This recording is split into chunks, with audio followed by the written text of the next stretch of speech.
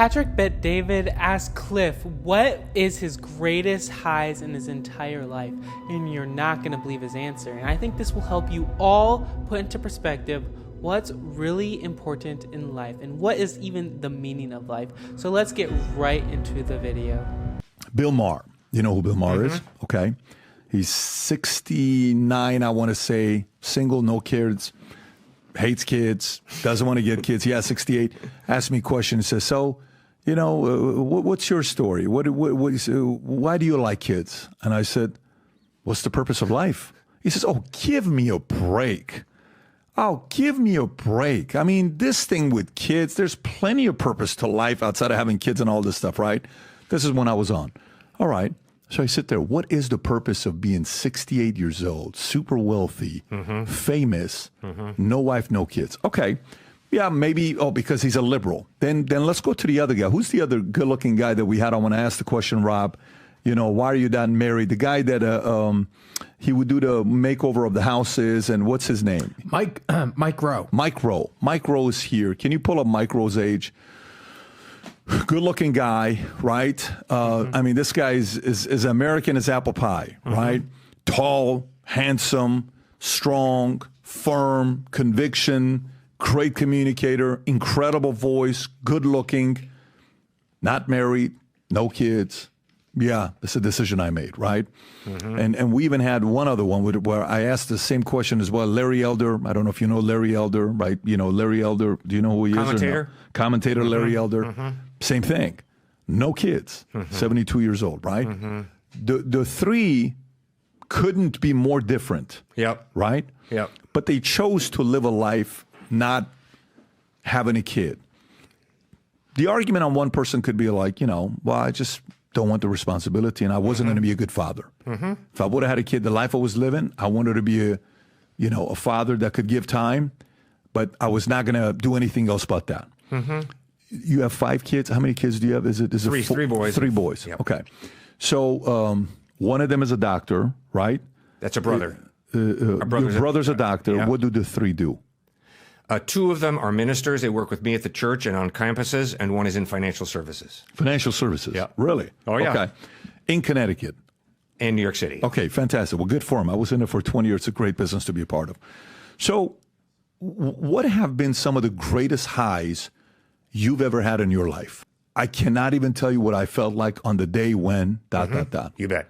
First greatest high is when I first experienced the presence of God, which meant God is real now. I'd been taught it at church by my parents, but that first time when I was 9 years old and I experienced the presence of Christ with me, that was incredible. Second one was my wife. When she said yes to me and we got married and she committed her life to me till death parts us, wow, that was amazing. And she's been an amazing partner and wife to me. And then thirdly, I got to be there when our 3 boys were born. Oh my goodness. The doctor was a hoot. He was a Jewish gentleman. And, I was just sitting there going, oh my goodness. And he says, you know something, for a minister, you're awful quiet. I said, well, what does that mean? He said, well, the last minister, I delivered his child, and the guy was lying out on the floor praising the Lord. And I said, I'm sorry, doctor, you're right. I guess I'm not that type. But I do want to thank 3 people. First of all, I want to thank God for the birth of this child. Second, I want to thank you. And thirdly, I want to thank the nurse. And this gentleman looks me in the face and says, in that order? And I said, yes, sir, in that order. God, you, and the nurse.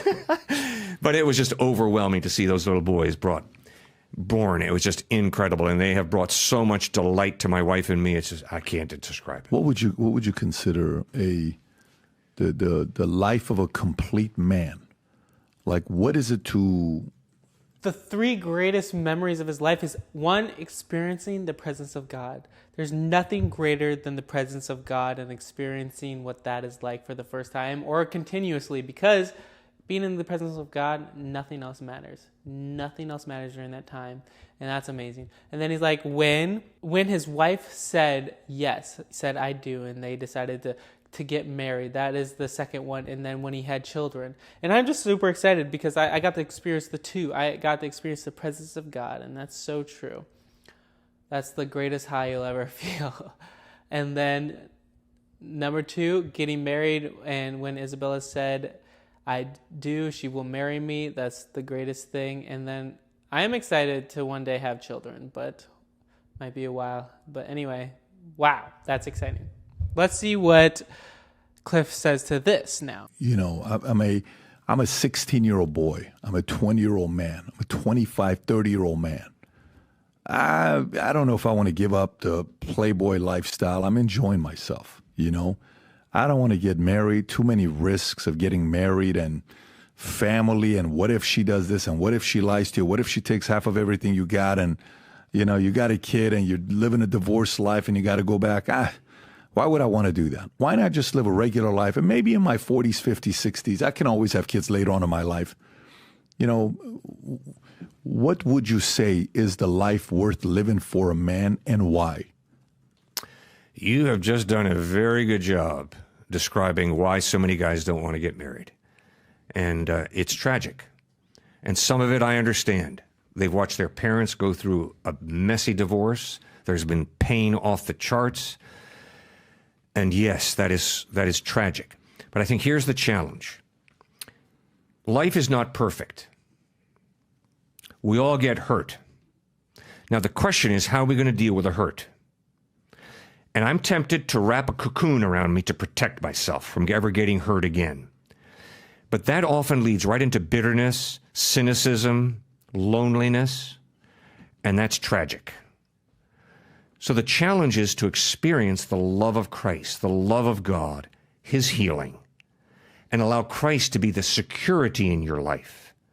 And then based in that security of his love and his truth, his presence with you, to then heal and reach out and begin to make commitments to people, which leads us into the second point. Marriage is a commitment. And in our culture, commitment is a dirty word. I don't want to commit to you. I want to leave my options open. The problem with that is it leads to loneliness. It leads to superficial relationships. It leads to trivializing life. When you make a commitment to a person, you bring security into their life by telling them, I'm going to be with you till you die. Do you know how much security that brings into another person? Do you know how much strength that brings to another person? And then when you bring little children into the world and love them with the love of God and celebrate them and get to know them and watch them develop, it is absolutely incredible. It brings so much joy, so much delight to life. But it's scary how many people say, no, I'm going to have sexual liaisons. I'm not going to make a commitment because I'm scared and because I've also been hurt and I don't want to go through the mess that my parents went through. So therefore, I'm not going to get involved. That is a tragic decision. Somebody might say, "Come on, Cliff. You're the son of a pastor, man. I mean, your father and your mother set a great example. 56 years married, 6 kids. Your dad spoke 5 languages. My dad only spoke 1 language. Shut up and get the hell out, right? That is so true and so good. So many of us are afraid of the consequences of committing. We're so afraid of, like, what if we say yes and then we'd have no idea? But really, at the end of the day, that just leaves you more broken. If you don't allow Christ to be first in your life and allow Christ to heal you from your insecurities or your past or your pain, you're just going to be left with more resentment in the long run. You'll be like, no one loves me, no one cares for me. And you just like resent all those people who are married or who do have relationships and who did commit to something. And then when you do commit to someone, there's so much security in that. There's so much love in that. When you know they're never going to leave you, even if you make mistakes, even if you fall short. Because you committed to each other from death do us part. And that's the amazing thing about that. And that will just bring you so much joy, like he's talking about, so much fulfillment in that. Because that's the way God designed it. God designed it to be a one man and one woman to be together for life. And that's the way. And if you follow that, you will have so much more joy and peace when it comes down to it. When you really look back, all those things that you did that was against God's will, I don't think you really will see like, remember that time? I wish life was like that before. I just don't think so. But let's continue to watch. You don't know my life. You don't know what I lived. You don't know the stuff that I had. If you had lived my life, you would also never get married and never want to have kids and da-da-da-da-da, right? What do you say to him? First point is, no Christian's perfect, and my mom and dad were not perfect. My mom and dad had a lot of pain in their life, and we 6 kids growing up in their home experienced some really stony, quiet times, as well as some verbal barbs that were pretty mean. And if anybody tells me we're not sinners, I'm going to say, I'm sorry. That couldn't be further from the truth.